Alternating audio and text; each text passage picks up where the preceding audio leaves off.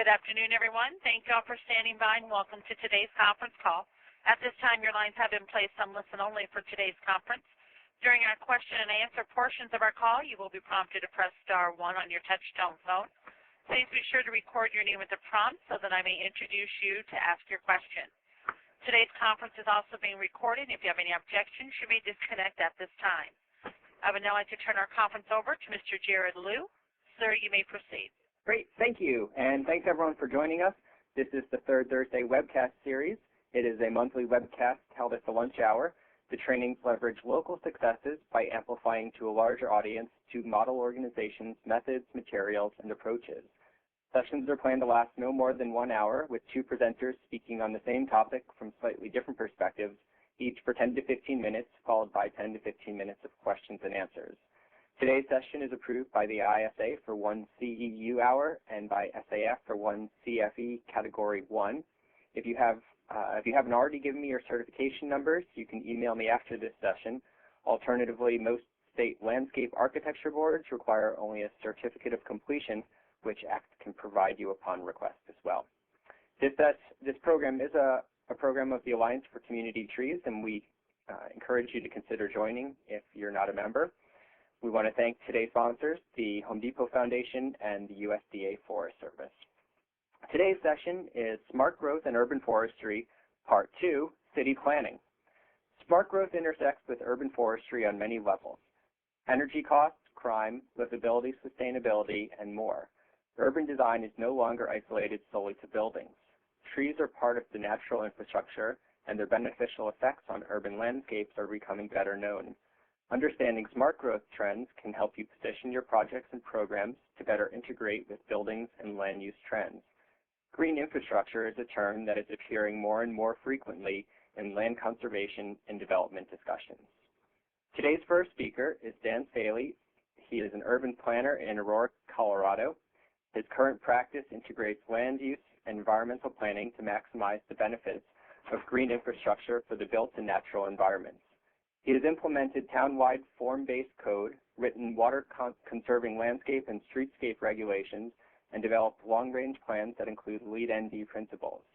He graduated from the University of California at Davis with a degree in environmental horticulture and urban forestry, and from the University of Washington at Seattle with a graduate degree in urban planning and in environmental planning concentration. Dan was most recently the senior planner for the town of Castle Rock, Colorado. Prior to that, he ran a small landscape and design construction business in Sacramento. And Dan, we're pleased to have you with us today. Glad to be here, Jared. Thank you very much. All right, so what I would like to talk about today is just a general sort of overview on who are some people out there that are pieces of the puzzle that you may not recognize, and how you can talk to them and get their attention to help meet your goals and their goals together so we can implement green infrastructure in cities. So basically, just a brief introduction on the basics of smart growth. Some examples will follow. You may hear some different terms such as new urbanism, traditional neighborhood design, but what we're really concerned about is that smart growth is compact development that's in a coherent and supportive framework. So I'll explain what that means in a moment. But if you take away nothing else today but this, take away the fact that we don't have a density problem, we have a design problem, and that's the key. So just brief examples. This is not smart growth. Just making something dense and compact does not mean that it's smart. You can look at some of these tree lawns here, and you can imagine all sort of problems down the line. Basically, what smart growth is in the upper left there is a return to built environment patterns that were found prior to World War II, and we got out of those habits. And in the bottom right there, you can see that we're starting to finally get back into some of these habits that we found prior to World War II, and that is houses closer to the street, walkable environments. The roads are shaded by tree canopy for various reasons.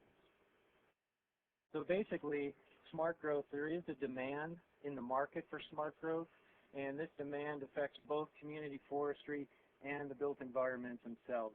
I won't go into the specifics of the market demand, but we do know that some of these specifics affect the built environment, and what does that mean to urban forestry? It means that we have to change the way that we look at the municipal code. We must make code changes in order to find not just more, but better places for trees in denser environments.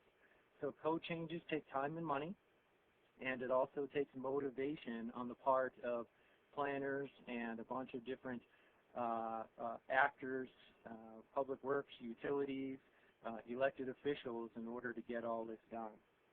On the community forestry level, if there's going to be a little bit more active management and interaction and some volunteerism in order to get this done in these days of budget constraints, it also takes money on the community forestry end. And again, as many of you can imagine, in denser environments, it takes more management to prevent conflicts.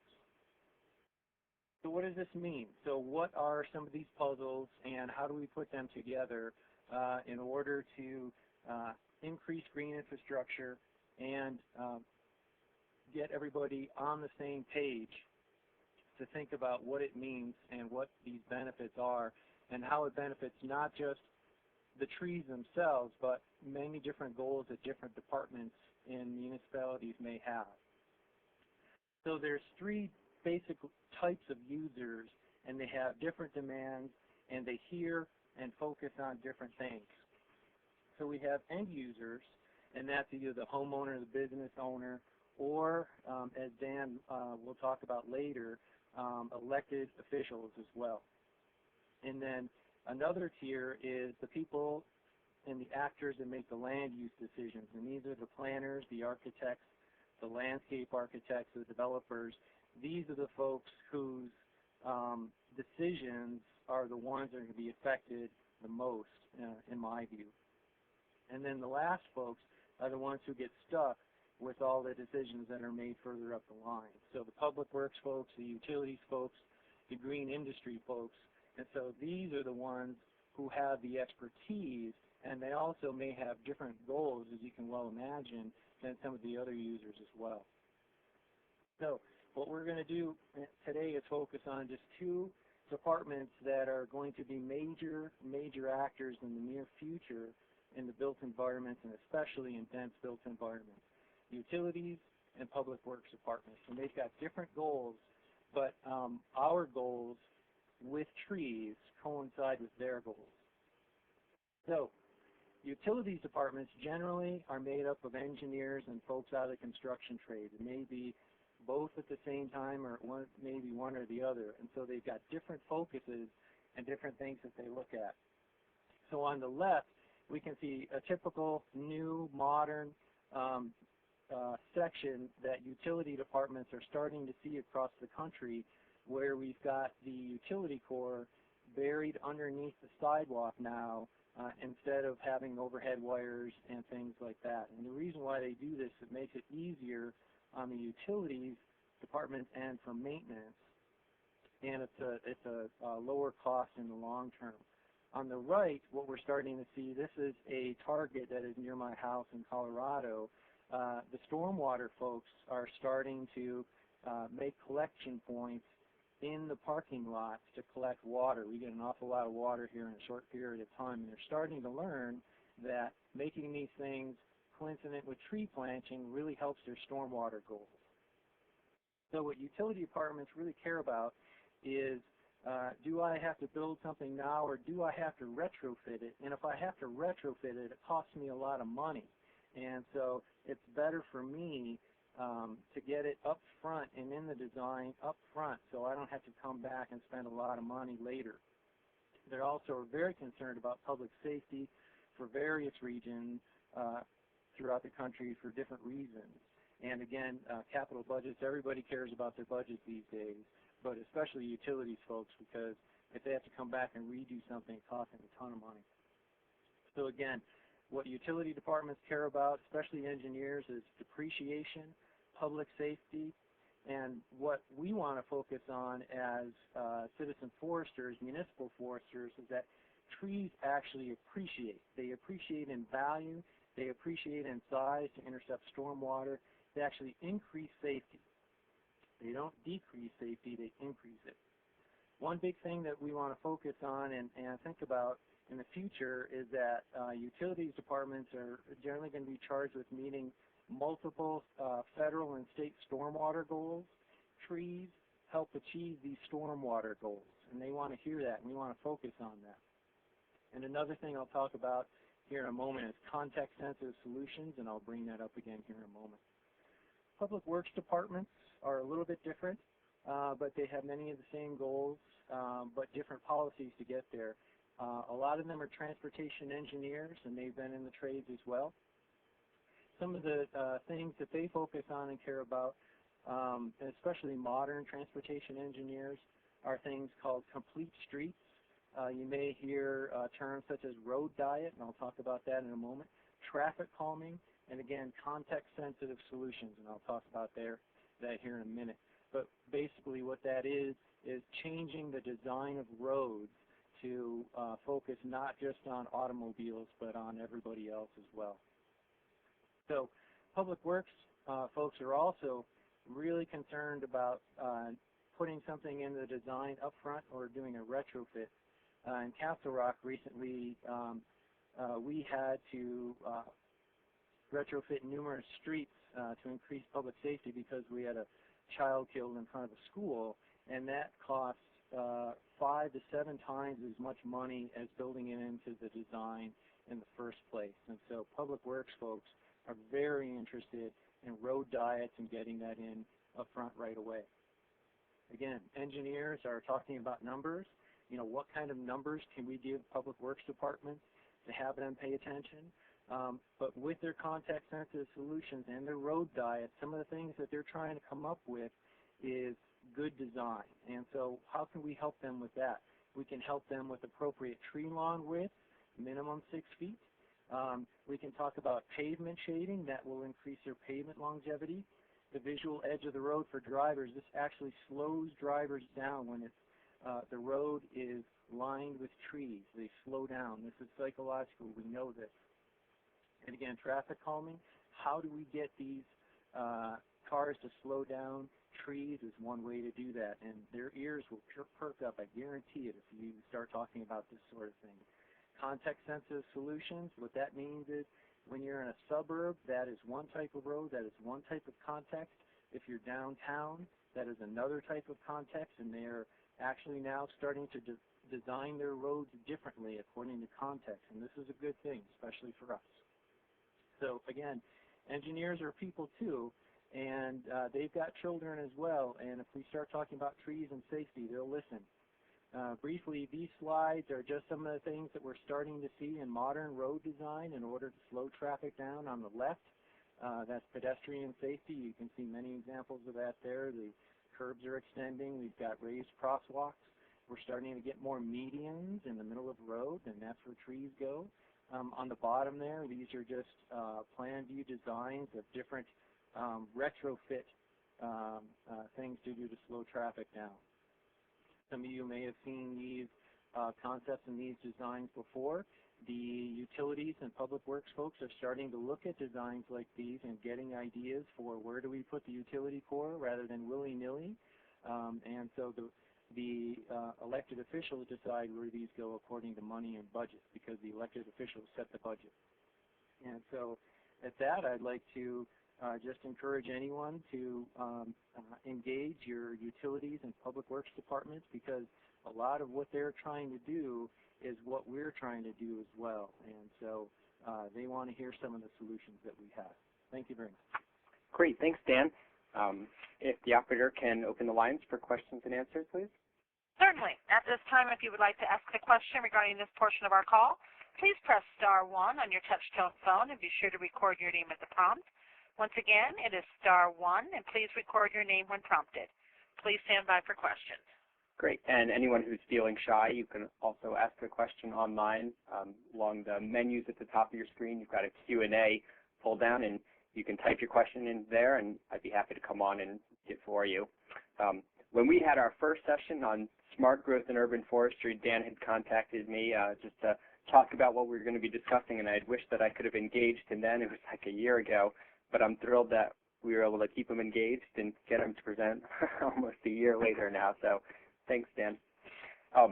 One of the things that I think is really helpful for groups to hear about, and I'm wondering if you have any success stories that you can throw out, either municipalities who you think have done a good job of modeling traffic calming, or any tax structures or codes that you're familiar with that you think do a really good job of combining green infrastructure and utilities.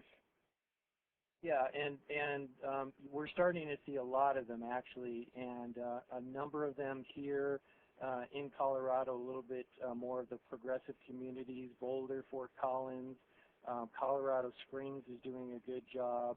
For some folks that may think that a formerly red state can't make any progress, we're making an awful lot of progress here, and the reason for that is because the folks here tie the trees, back to safety and aesthetics and that sort of thing as well. And so there's an awful lot of effort going on here with the road design to slow traffic down. We're getting an awful lot of accidents in the state. I find it fascinating. But the effort to narrow streets, especially residential streets, and keep the same right-of-way width, but widen the tree lawn is very effective here, very common. Having a municipal code that actually requires developers to narrow the road or put in things like chicanes or chokers to slow traffic on long straight stretches are very effective and very well known here in this state. Great.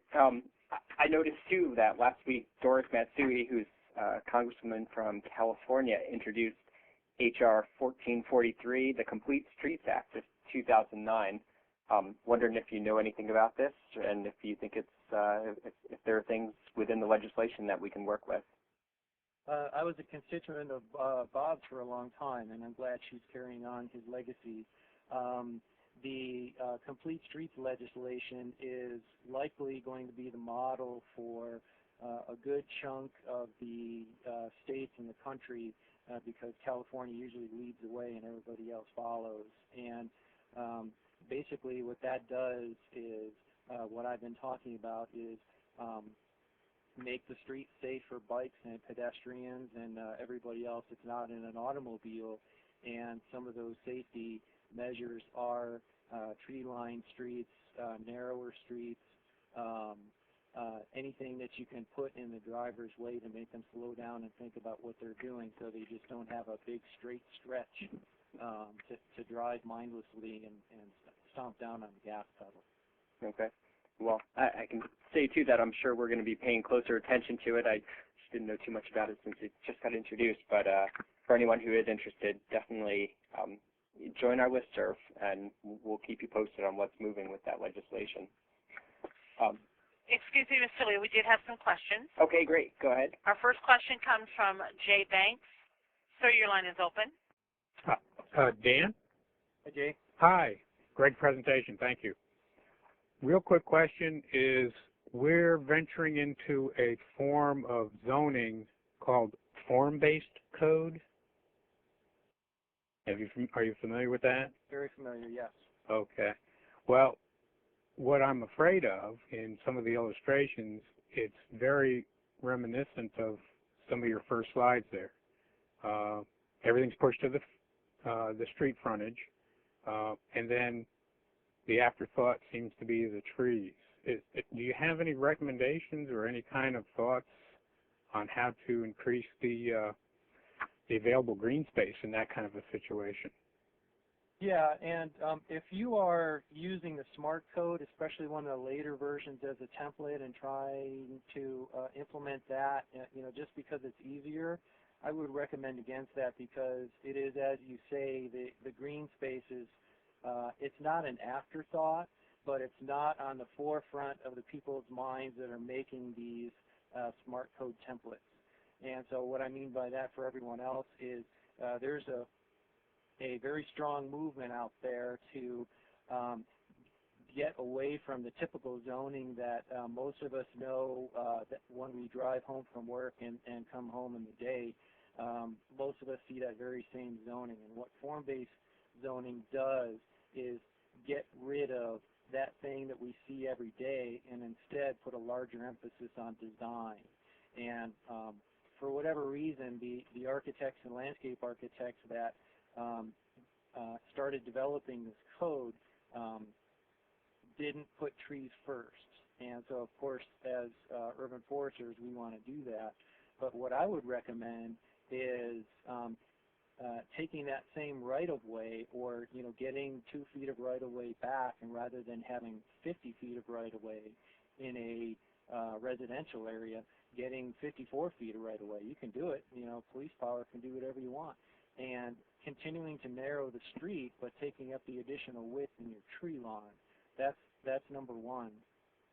Number two, on collectors or arterials, a lot of the SMART code does not have medians in there. One of the pictures that I had before was a smaller collector that had a median on there with trees in it. You may try something like that. And if you want, when we're done here offline, Jay, I'll give you some more ideas as well. Thank you. Thank you. Our next question comes from Donna Curtis. Ma'am, your line is open. Thank you. One of the things I noticed that most of the utilities were in the street and under the sidewalk. And we have a problem here when they move it. They discover if they move them under the grass, it's easier to get to them and they can dig them up and fix them. Does anybody else have that problem? A lot of people have that problem, Donna, and the reason why it's done is that it's just easier. Right. And in a downtown core or in a commercial area, it's actually easier for businesses in the long run to have the utility corridor underneath the sidewalk. And what you do is you don't have a typical poured concrete sidewalk.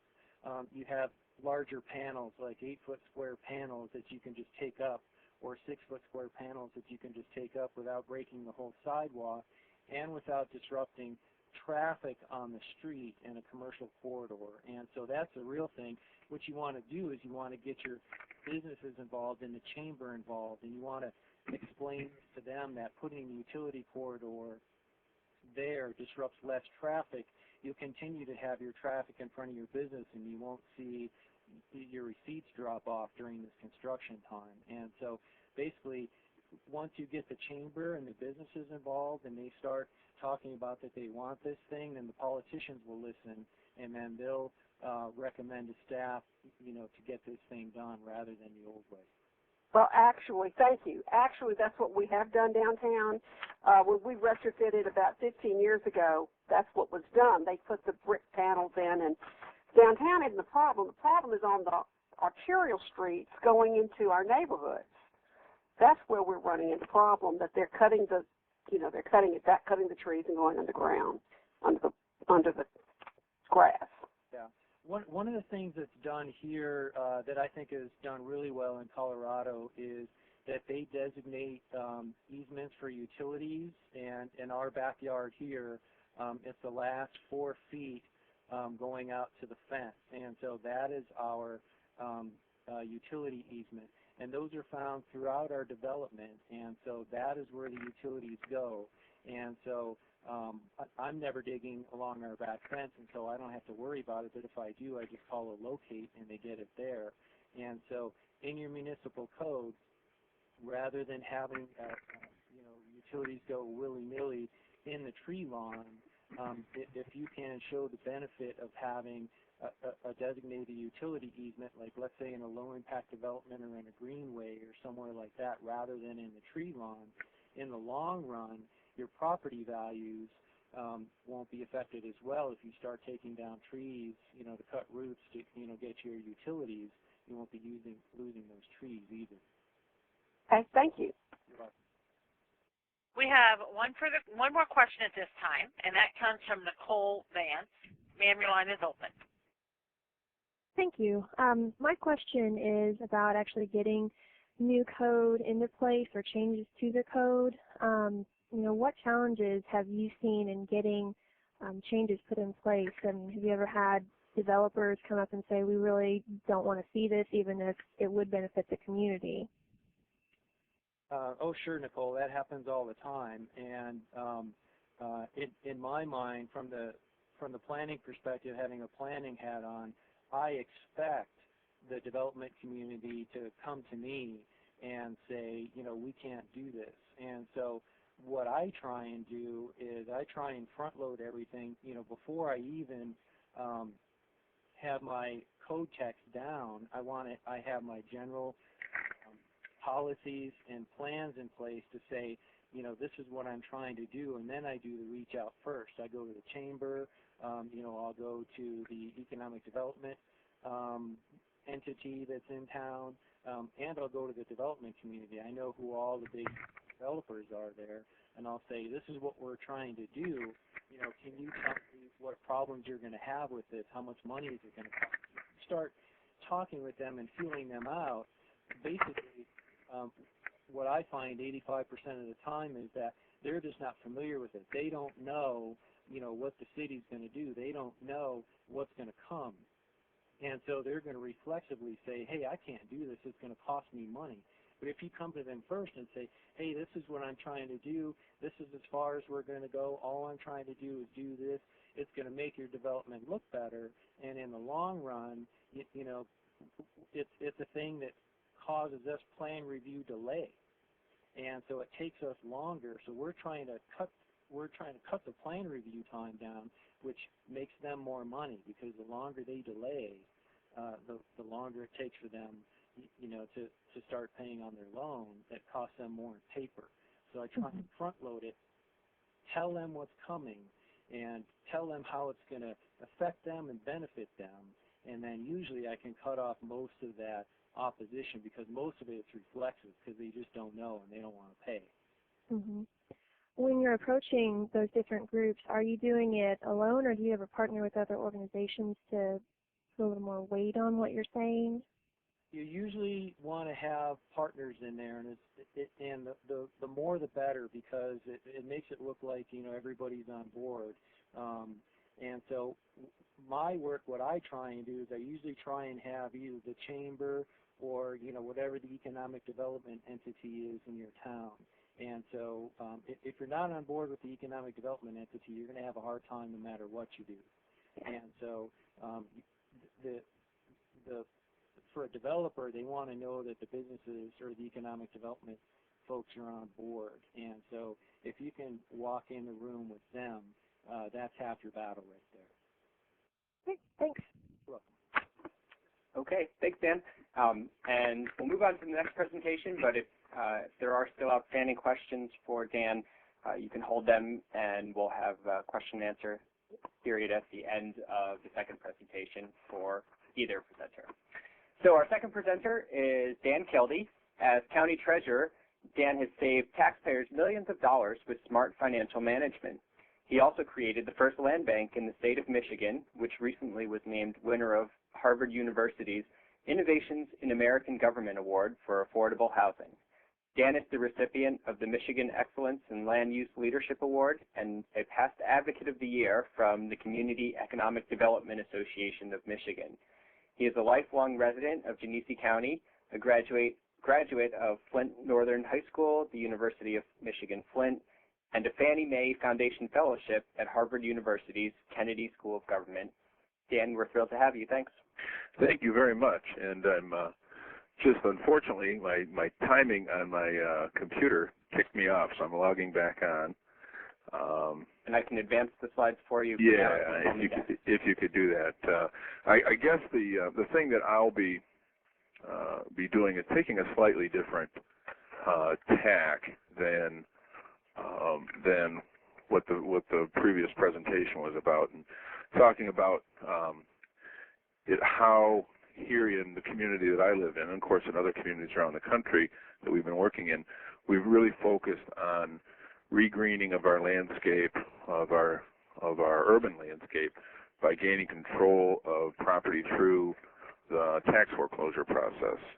That system is a system that's in place in virtually every community across the country, but it's one that historically has not worked to advance smart land use. And actually, in many cases, in the urban environment, the tax collection system itself ended up becoming a part of the problem by rewarding speculators with the right to gain control of property. So what we've done in Flint is re-engineered the tax foreclosure process so that, and this particularly relates to weak market communities, but we've re-engineered that system to give the public, basically put the public in control of these properties that come through the tax foreclosure process, and in doing so, gain control of our own landscape. We can then apply the property control that we have to any number of our community's interests. In our case, very often it's the development of affordable housing, but also a significant amount of effort in regreening the landscape, including some reforestation. So if I can just take one moment, I've got to log back on. I really apologize for this, but the timing just couldn't have been worse.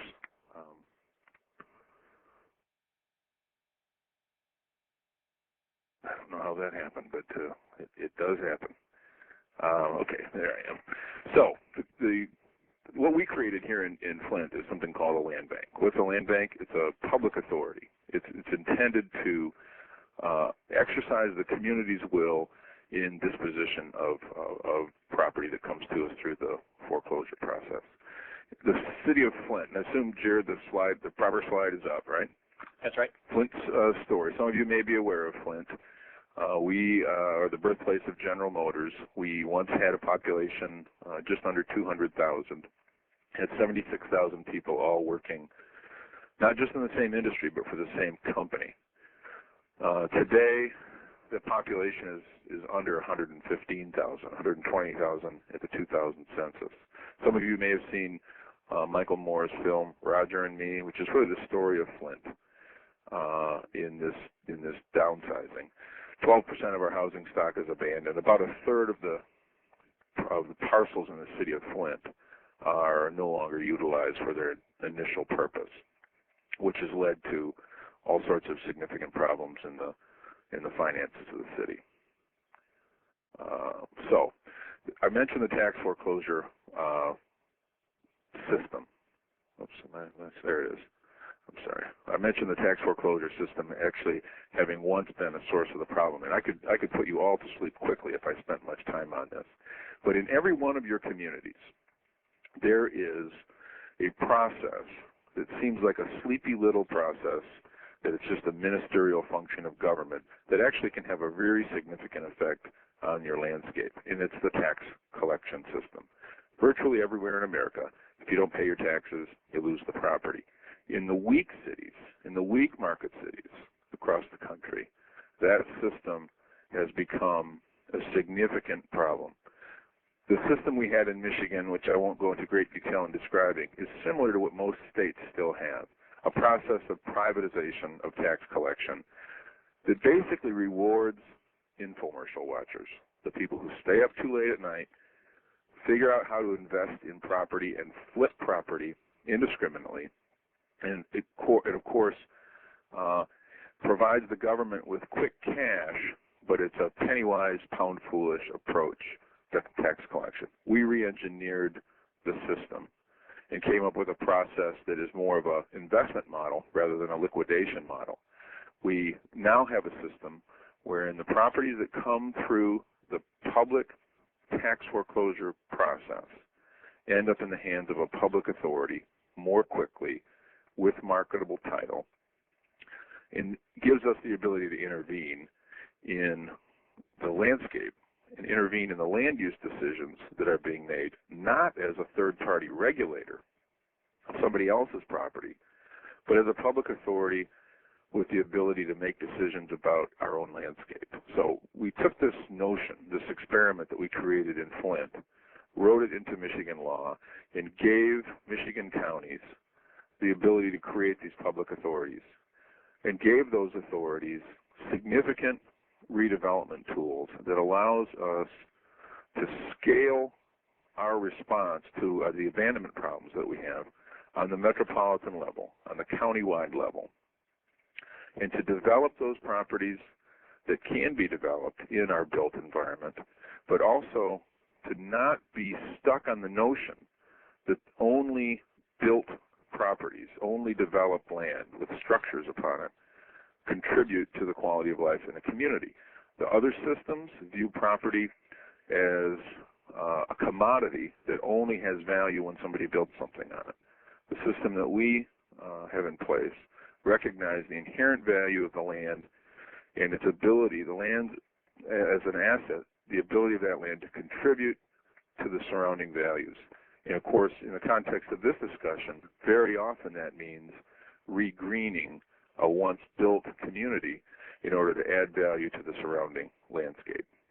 I won't bore you with a lot of details about our effort, but this is a public authority that is financed through the system of tax collection that used to, in Michigan and in most states now, enriches private investors, private speculators. We decided to stand in the shoes of those speculators. Basically, we bought those infomercials and decided to create a public entity to create public value and pursue the public mission using the very same investment techniques that the infomercials watch, and we get all the property, and we can make decisions about all that land. So we've generated about $10 million in the last 6 years just to reinvest in our most beat-up city.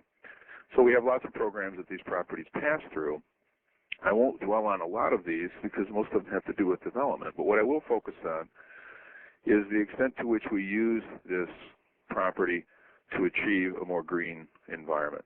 We partner with neighborhood organizations rather than selling to speculators.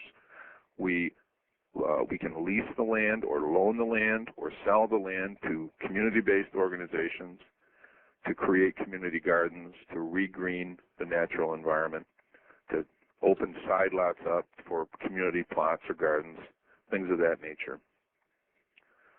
What we've done since we started, we've taken ownership of 12% of the properties in the city of Flint. We've demolished 1,000 abandoned houses that just couldn't be saved. I mean, this is a city that's lost 40% of its population.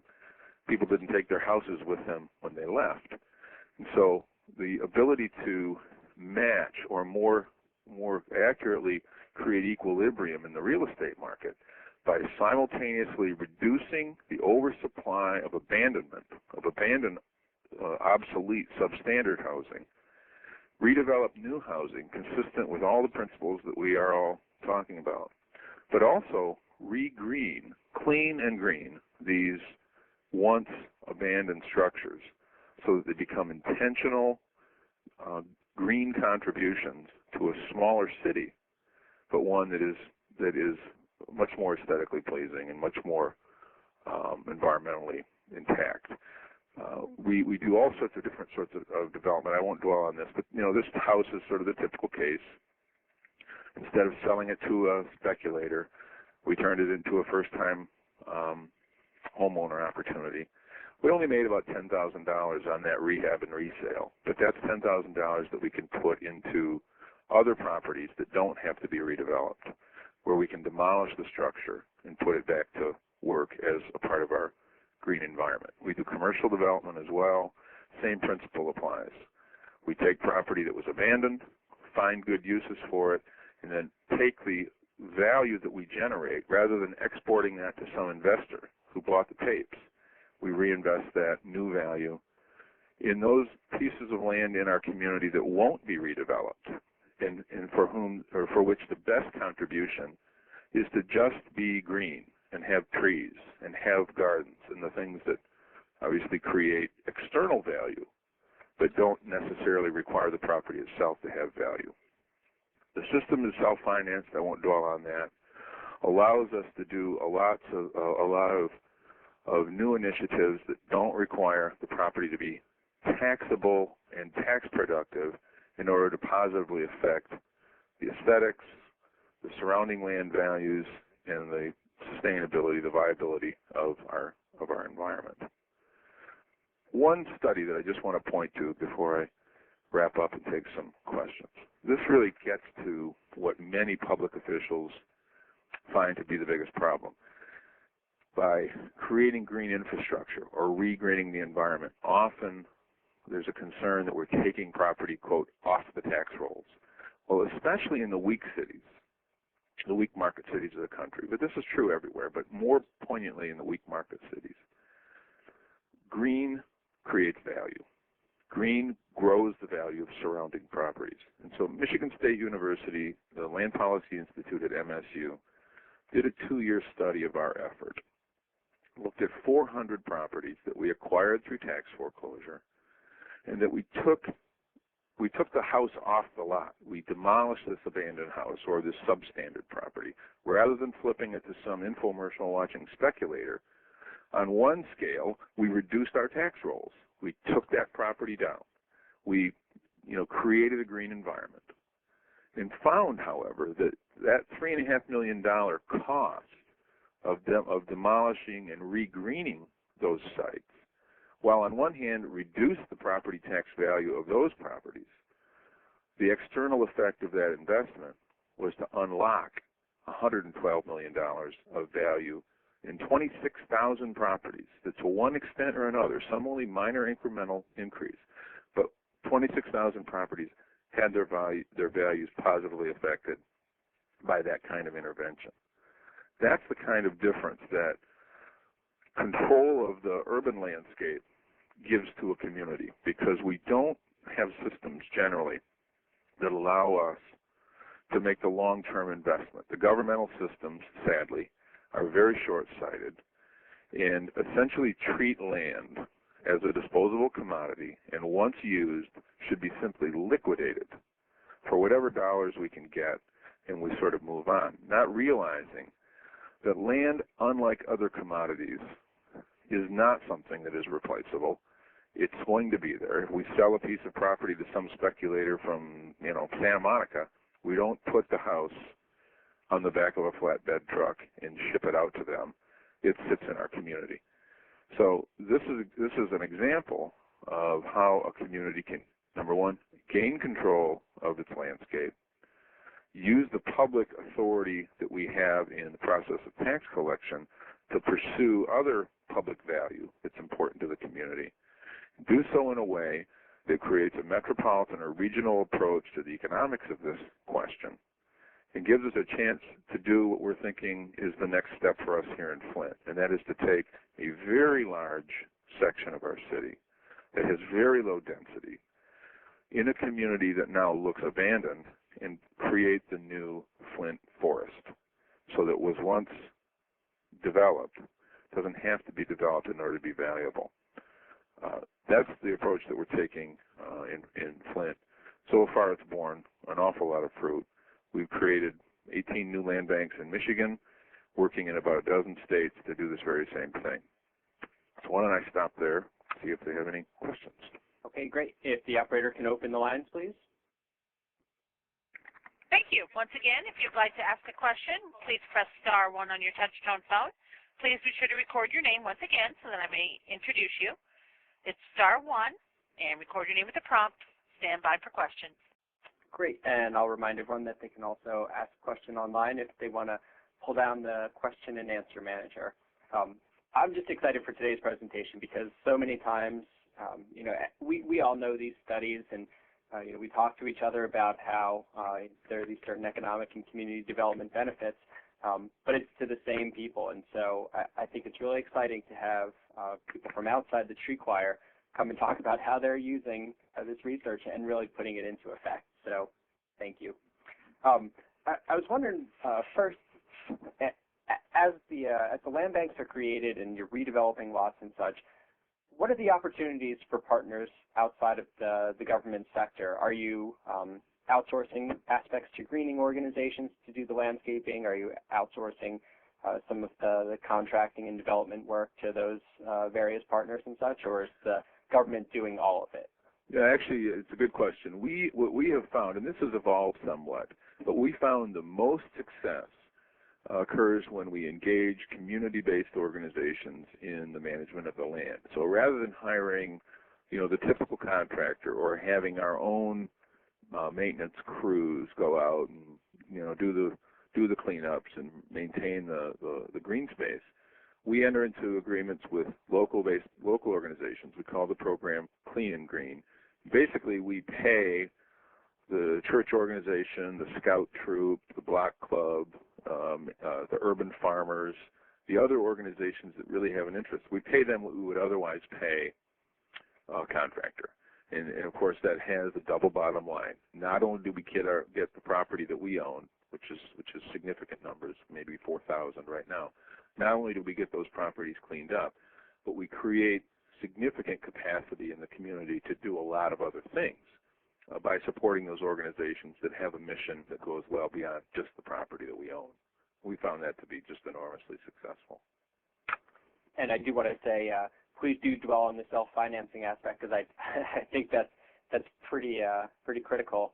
But at least from our experiences, a lot of times the groups that we're working with run into questions of financing. The government sector and others say, well, how are we going to pay for this? So that is so important. I think that's one of the most powerful aspects of your story. Virtually every state in the United States right now is using their tax collection system in the most inefficient way, and are not only exporting control of the land to low-end speculators. That's one thing. But foregoing potential revenue that generates from that collection system that could be put into all sorts of new investment in the landscape, affordable housing, regreening, you name it. And the biggest sort of aha moment that I usually get when I go into a community is when I show them on paper how they're exporting precious government resources to private speculators who really don't care what happens in this, in your own hometown. Are you aware of others who are doing land banks successfully? Yes. In fact, the biggest new example is a community that I've been working with now for about 2 years. Cuyahoga County, which is Cleveland, has adopted nearly our precise model, a self-financing model. Jim Rokakis is the treasurer there. He had the aha moment. And what he will be generating on an annual basis is somewhere between $8 and $10 million to help clean up and regreen and redevelop abandoned neighborhoods, mostly in Cleveland and East Cleveland and other communities. So there are a lot of successes. Ours is a small and important one, but I think there are many others that are on the way. Baltimore is in formation right now. City of Little Rock is working on this. We've been doing a good deal of work with New Orleans Redevelopment Authority to essentially create a land bank model for them. So there's work going on right now in about a dozen states that are moving in this direction. Great. Does the operator have any questions in queue? We have one question. It's from Nicole Vance. Your line is open, ma'am. Thank you. Got a quick question about the groups that are actually doing some of the work that you said that you were paying them to do the work instead of contractors. Mm-hmm. I've worked with a lot of community groups, and one thing that we've noticed over the years is that because most of them are volunteer-based, there's a lot of changeover with leadership, and there's a lot of just changeover in general with membership. How do you manage the relationships that you have with those groups over the long term to make sure that the work is continuing to be done? Have you had any challenges with that and making sure that those properties are looking the way you need them to look throughout the years? Yeah, there's some unevenness in the performance of the groups. What it really requires is constant supervision and constant support. For example, we provide the equipment, we provide the materials, whatever's needed for plantings. The land bank acquires that. We make a distribution on a regular basis. We partner with our Michigan State University Extension Service to provide additional support. So while we do have community-based organizations executing the effort, it's pretty clear that some of our resources are necessary in order to make sure that it's done in a way that's more uniform and more even, more successful.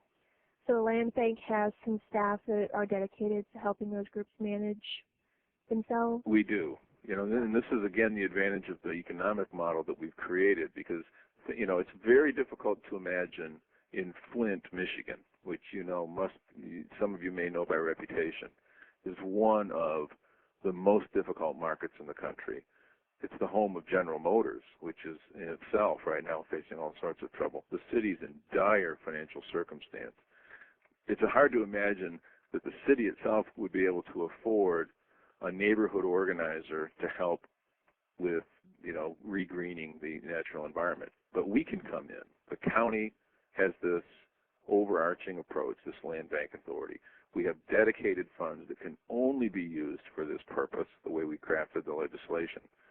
So it's very often difficult to invest long term when everyone's just worried about, you know, this year's bottom line. This gives us a chance to sort of take a deep breath and have some of our work and some of our staff time invested in those longer term kind of approaches and longer term outcomes. Mm-hmm. Okay, thank you. Thank you. Dan, do you think this is something that could be done in the private sector, or is the scope and the authority necessary to do this something that only the government can do? Well, we certainly engage the private sector, right. And the development work that we do, for example, is almost not entirely, but nearly entirely done by engaging the private sector, but on terms that are consistent with our public interests, with our public values. So we try to achieve the highest use of land, use SmartGrowth principles to determine our disposition. So public sector plays a key role, but the private sector really is the source of a lot of the leverage. The real question is, how do we use the public authority, and how do we engage the private sector using the public authority that we have? I think often we make the mistake of using the public authority to engage the private sector in the most negative terms, using the most speculative form of sale and the most sort of really finding the lowest end use. So there's a relationship between the public sector and the private sector when it comes to these systems. What we have tried to do is create the highest form of relationship between the public and private sector to achieve goals that are more significant than simply liquidating our interest in property. Great. All right. Does the operator have any other questions in queue? We have no other questions at this time.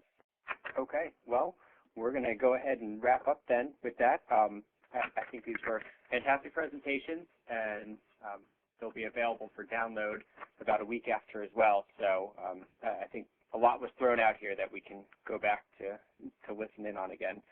So I put up on the screen now a short survey, or the link to a short survey. For everyone who completes that survey, we'll send you the link where you can download the recorded session afterwards as a thank you. But this survey helps us to improve our sessions and learn from what we're doing. Our next webcast session is April 16th. It's on advancing your mission with support from your urban and community forest councils. But for today, I want to thank our presenters, Dan and Dan, our participants, and our sponsors, the Home Depot Foundation and the USDA Forest Service. Thanks, everyone. Thank you. Thank you. That does conclude today's conference call. We thank you all for participating. You may now disconnect and have a great day.